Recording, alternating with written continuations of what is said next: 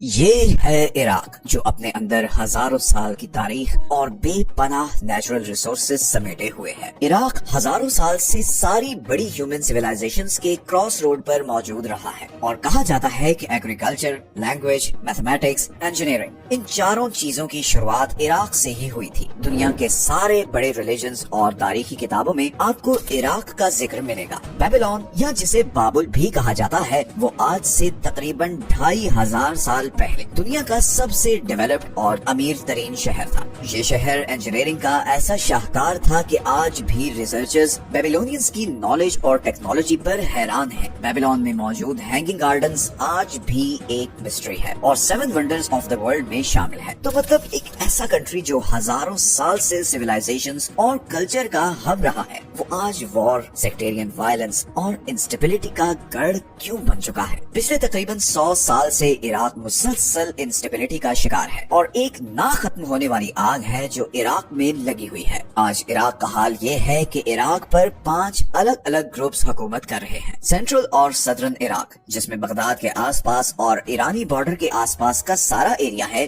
وہ شیعہ group PMF کے control میں ہے۔ ناردرن عراق کردش پیشمرگہ کے کنٹرول میں ہے، اور یہاں پر بھی اسپیشلی اربل، سلیمانیہ اور دوہک تک کا سارا ایریا ایک بالکل آٹونومس ریجن ہے جسے عراقی کردستان کہتے ہیں، اور یہاں ان لوگوں کی اپنی گورنمنٹ، پرائم منسٹر اور آرمی ہے۔ ویسٹرن عراق اسپیشلی انبار کا سارا صوبہ اور رمادی اور فلوجہ جیسے شہر سنی ٹرائبل گروپس کے کنٹرول میں ہے۔ یہ سنی گروپ سینٹرل گورنمنٹ کو سپورٹ تو کرتا ہے، بٹ یہ اپنے ایریاز میں اپنے رولز اپلائی کرتا ہے۔ پھر بغداد سے لے کر بصرہ اور کربلا تک کا یہ سارا ایریا عراقی فیڈرل گورنمنٹ کے کنٹرول میں ہے، جس کے پرائم منسٹر محمد شیعہ السودانی ہے۔ اور پھر سیریا کے ساتھ یہ نارتھ ویسٹ کا سارا پہاڑی علاقہ آئسس کے کنٹرول میں ہے۔ The birth place of human innovation کہلانے والا ملک اتنے زیادہ ریسورسز اور زبردست لوکیشن ہونے کے باوجود آج اتنا ڈیوائیڈڈ کیوں ہے؟ اس سب کے پیچھے عراق کی جغرافی، اس کی ہسٹری، پولیٹکس اور ورلڈ سپر پاورز کا بہت بڑا ہاتھ ہے۔ سچ یہ ہے کہ آج کی ویڈیو میں ہم آپ کو عراق کی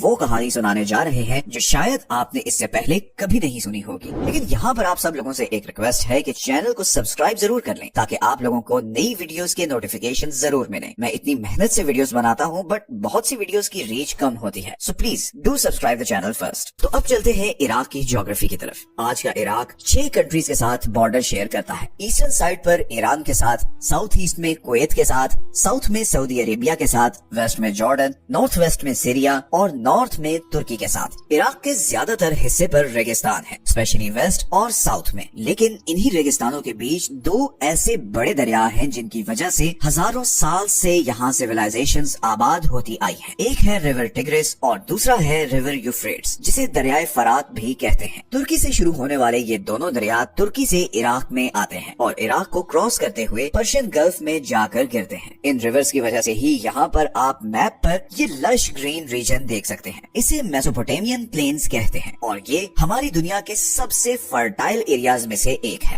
یہ دونوں دریا ہی عراق کی لائف لائن ہے، لیکن انہی دریاؤں کو لے کر عراق کا سیریا اور ترکی کے ساتھ مسئلہ بھی چل رہا ہے۔ ترکی نے یوفریٹس اور ٹگرس ریور پر ڈیمز بنائے ہیں، جیسے اتا ترک اور لیزو ڈیم، جن کی وجہ سے عراق میں ان دریاؤں کا فلو بہت کم ہو گیا ہے۔ اسی طرح سیریا نے بھی یوفریٹس ریور پر طبقہ ڈیم بنایا ہے، جس سے عراق میں پانی کا فلو کم ہو گیا ہے، اور اسی لیے عراق کی ان دونوں کنٹریز کے ساتھ ڈپلومیٹک ٹینشن بھی چل رہی ہے۔ عراق کے نیچرل ریسورسز کی بات کریں تو عراق کے پاس دنیا کے 5ویں سب سے بڑے آئل اور دنیا کے 12ویں سب سے بڑے نیچرل گیس کے ریزروز ہیں۔ انٹرسٹنگلی یہ سارے آئل ریزروز بصرہ کے آس پاس شیعہ میجورٹی ایریاز یا پھر نارتھ میں کردش میجورٹی ایریاز میں ہیں، اور عراق میں جو انٹرنل سول وار کی ایک آگ لگی ہوئی ہے اس کی ایک وجہ یہ بھی ہے۔ لیکن یہ تو ابھی ہم نے صرف عراق کی بیسک جغرافی کو ڈسکس کیا ہے، اب ہم جانے لگے ہیں عراق کی ساری پرابلمز کی روٹ کاز کی طرف، اور اس کے لیے ہمیں جانا ہوگا ہسٹری میں۔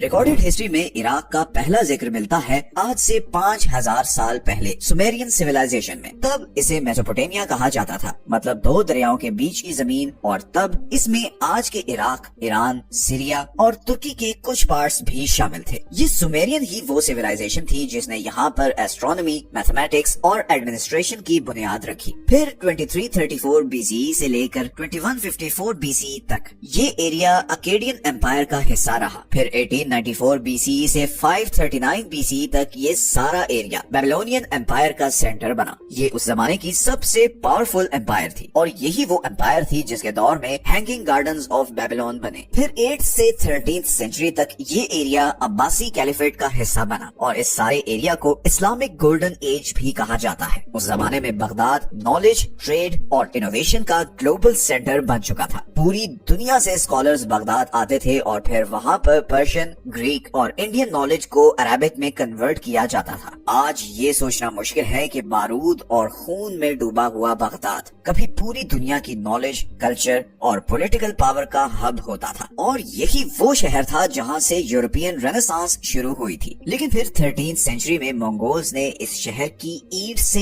ईंट बजा दी और 13वीं से 15वीं सदी तक इराक मंगोल और दूसरी छोटी एम्पायर्स का हिस्सा रहा। फिर 16th से 20th सेंचुरी तक ये एरिया ऑटोमन एम्पायर के कंट्रोल में रहा। ऑटोमन्स के लिए ये बहुत ही इम्पोर्टेंट एरिया था। उनके लिए ये जगह ईस्ट और वेस्ट को आपस में कनेक्ट करने का एक बहुत इम्पोर्टेंट जरिया थी। फिर वर्ल्ड वॉर 1 के बाद जब ऑटोमन एम्पायर कोलैप्स की तो यूरोपियन कॉलोनियल एम्पायर्स को मौका मिला कि अब वो अपने फायदे के लिए इस एरिया को आपस में डिवाइड करें। 1916 के साइक्स पिकेट एग्रीमेंट में मिडिल ईस्ट को एथनिक, रिलीजियस और ट्राइबल ग्राउंड रियलिटीज के बिल्कुल ऑपोजिट ब्रिटेन और फ्रेंच एम्पायर ने आपस में डिवाइड कर दिया। ब्रिटिश एम्पायर ने आर्टिफिशियल बॉर्डर्स बनाए और इस सारे एरिया को तुर्की, सीरिया, ईरान और इराक में डिवाइड कर दिया। ये डिवीजन कुछ भी सोचे समझे बगैर की गई थी। बिल्कुल डिफरेंट कल्चर और जुबान बोलने वाले लोगों को एक ही मुल्क में इकट्ठा कर दिया गया। ऑटोमन एम्पायर के दौर में मोसुल, बगदाद और बसरा इंडिपेंडेंट सूबे थे, पर ब्रिटेन ने उन्हें इराक में शामिल कर दिया। हालांकि इन तीनों प्रोविंसेस के डेमोग्राफिक्स बहुत डिफरेंट थे। फॉर एग्जांपल मोसुल में मेजॉरिटी कुर्दिश लोग रहते थे, बगदाद में सुन्नी अरब मुस्लिम्स रहते थे, जबकि बसरा में ज्यादातर शिया अरब मुस्लिम्स रहते थे। तो साउथ में शिया अरब, सेंटर में सुन्नी अरब और नॉर्थ में कुर्द। इसी तरह कुवैत जो पहले इराक का हिस्सा था उसे इराक से अलग कर दिया और फिर 1921 में ब्रिटेन ने यहाँ पर एक सुन्नी लीडर किंग फैसल को हुकूमत दे दी। एक शिया और कुर्दिश मेजॉरिटी कंट्री में सुन्नी बादशाह को लगाना इस बात का सबूत था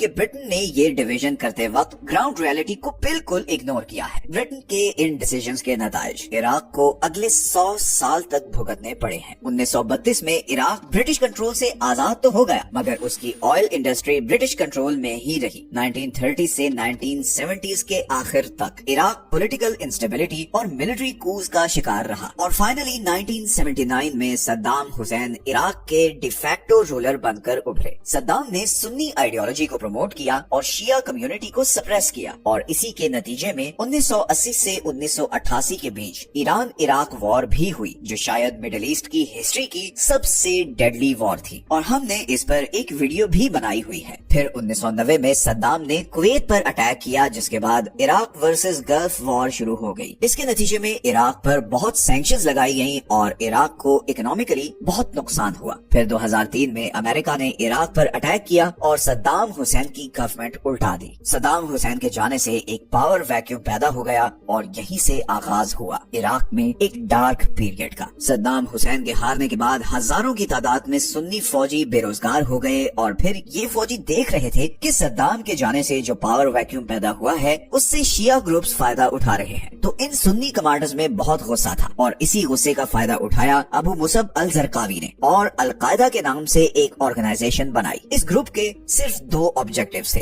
पहला था अमेरिका को इराक से निकालना और दूसरा था नई आने वाली शिया गवर्नमेंट को उल्टाकर सुन्नी मेजॉरिटी गवर्नमेंट लाना। इसके बाद इराक में एक ऐसी खूनी सिविल वॉर शुरू हुई जिसकी कहीं मिसाल नहीं मिलती। सुन्नी, शिया, कुर्द तीनों ग्रुप्स अपने अपने फायदे के लिए आपस में लड़ रहे थे और हजारों लोग मारे जा रहे थे। इन तीनों ग्रुप्स को बाहर के कंट्रीज सपोर्ट कर रहे थे और मैं आगे चलकर बताऊंगा कि कौन सा कंट्री किस ग्रुप को और क्यों सपोर्ट कर रहा था। 2006 में अल जरकावी मारे गए तो अलकायदा ने अपना नाम चेंज करके इस्लामिक स्टेट ऑफ इराक यानी शॉर्ट फॉर्म में ISI कर दिया। फिर 2010 में अबू बकर अल बगदादी ISI का लीडर बन गया और तभी सीरिया में भी सिविल वॉर शुरू हो गई जिसका इस ग्रुप ने भरपूर फायदा उठाया। अब सीरिया से भी लोग ISI में शामिल हो रहे थे और इसीलिए 2013 में अबू बकर बगदादी ने अब ISI का नाम चेंज करके ISIS यानी Islamic state state of Iraq and Syria कर दिया। 2014 में आईएसआईएस ने नॉर्दर्न और वेस्टर्न इराक के बहुत से एरियाज और इवन मोसुल पर भी कब्जा कर लिया। मोसुल इराक का दूसरा सबसे बड़ा शहर है, तो इट वाज अ साइन कि अब आईएसआईएस बहुत जल्द बाकी इराक पर भी कब्जा कर लेगी। और यहीं पर सऊदी अरेबिया और दूसरे गल्फ कंट्रीज को खतरा महसूस हुआ कि अगर इस तरह के हार्ड लाइन ग्रुप की यहाँ इराक में हुकूमत आ गई तो फिर बाकी गल्फ कंट्रीज की खैर नहीं होगी। सऊदी अरब, कतर और यूएई ने मिलकर अमेरिका को पुश किया और 2014 में ही अमेरिका ने इराक के कुर्दिश फाइटर्स, शिया फाइटर्स और लोकल ट्राइबल फाइटर्स के साथ मिलकर आईएसआईएस के खिलाफ लड़ाई शुरू की, जो 2017 में जाकर खत्म हुई जब आईएसआईएस को शिकस्त हुई और मोसुल को आईएसआईएस के कंट्रोल से आजाद करवा लिया गया और इराक में एक शिया मेजॉरिटी सेंट्रल गवर्नमेंट इंस्टॉल की गई। तब से लेकर आज तक इराक इस सिचुएशन में है जैसे वीडियो के शुरू में बताया था। इराक अब 5 ग्रुप्स के बीच डिवाइडेड है और हर ग्रुप के पीछे किसी बाहर के कंट्री का हाथ है। ईरान, जिसके साथ इराक का सबसे लंबा बॉर्डर है, वो बहुत हैवीली शिया ग्रुप पीएमएफ को सपोर्ट करता है। इराक की सेंट्रल गवर्नमेंट में भी ईरान का बहुत इन्फ्लुएंस है।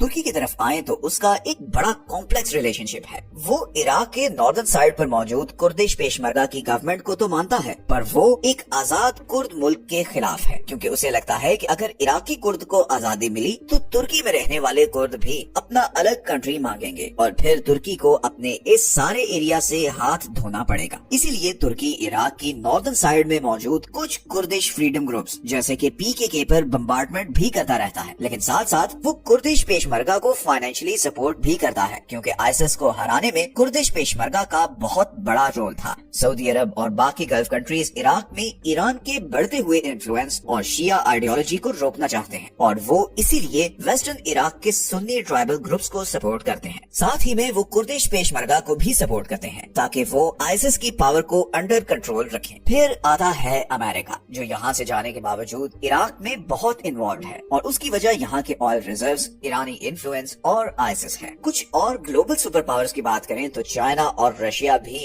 इराक में बहुत दिलचस्पी ले रहे हैं। चाइना अपने बेल्ट एंड रोड इनिशिएटिव की वजह से इराक के इंफ्रास्ट्रक्चर पर बहुत इन्वेस्टमेंट कर रहा है। वो इस रोड प्रोजेक्ट को सुएज कैनाल का ऑल्टरनेटिव बनाना चाहता है। दूसरी तरफ रशिया की इराक पर कड़ी नजर इसलिए है क्योंकि सीरिया में उसके बहुत हाई स्टेक्स हैं। बशार अल असद की गवर्नमेंट को रशिया सपोर्ट कर रहा था और जिस जियोपॉलिटिकल हॉटस्पॉट पर अमेरिकन प्रेजेंस होगी वहाँ पर रशिया भी जरूर घुसेगा। तो ऑल इन ऑल इराक बहुत कॉम्प्लेक्स सिचुएशन में है और कहीं न कहीं इस सब की रूट कॉज वर्ल्ड वॉर 1 के बाद यूरोपियन पावर्स ने जो बॉर्डर्स बनाए थे वो है। आज इराक अंदर से इतना डीपली डिवाइडेड है कि कोई भी एक ग्रुप या बाहर का कंट्री यहाँ पर पीस कायम नहीं कर सकता। या तो 100 साल पहले डिवाइड किए गए बॉर्डर्स को रिवर्स करना पड़ेगा या फिर मैस स्केल ब्रेन वॉशिंग करनी पड़ेगी, जिससे इराकियों के बीच जो आपस में नफरत है वो खत्म हो। इराक की 60% पॉपुलेशन यंग है और उनके फ्यूचर के लिए इराक के ही सब बड़ों को मिलकर बैठना होगा। जब तक इराक में अमन नहीं होगा, मिडिल ईस्ट आगे नहीं बढ़ सकता। इसराइल पैलेस्टाइन की तरह इराक भी दुनिया का एक फ्लैश पॉइंट है जिसको ठीक किए बगैर मिडिल ईस्ट के प्रॉब्लम्स हल नहीं हो सकते। वीडियो अच्छी लगी है तो चैनल को जरूर सब्सक्राइब करें। मिलते हैं नेक्स्ट वीडियो में एक और टॉपिक के साथ।